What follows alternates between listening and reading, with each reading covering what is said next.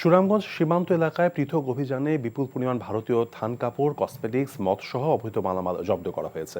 BGB জানায় এর আনুমানিক মূল্য ৪৫ লাখ টাকারও বেশি।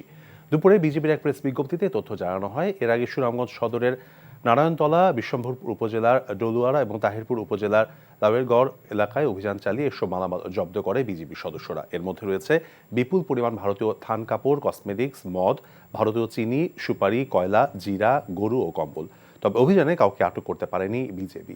সীমান্তে চোরাচালান বন্ধে অভিযান অব্যাহত থাকবে বলে জানিয়েছে তারা। যা দেখেছি সেটা তো স্বাভাবিক কোনো বিষয় না। যার ব্যথা সেই বুঝে। আজকে একটা বিশেষ কারণে দেরি হয়ে গেছে। বিশেষ কেউ নয় তো যার জন্য দেরি হলো। সেই মানুষটা সবসময় আমাকে বলতো সে আমাকে তার নিজের থেকেও বেশি ভালোবাসে। ভুলতে বলছি না আমি। তবে কি বলছেন? কি দেখে যে লোকটাকে ভালোবেসেছিলি? আমার মেয়েটার বিয়েটা এতদিনে হয়ে যেত। এমনটা হবে কে জানতো? রতন ভাই।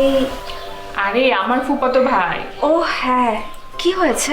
এবং তার আত্মহননের পথে কেউ যদি বাধা হয়ে দাঁড়ায়, তাহলে মন কোন দিকে যাবে সেটা তোর বোনের বিয়ে, দায়িত্ব তো সব তোরই। অনেক সময় গাছের ডাল কাটলে গাছ প্রবলতর তেজে বেড়ে ওঠে।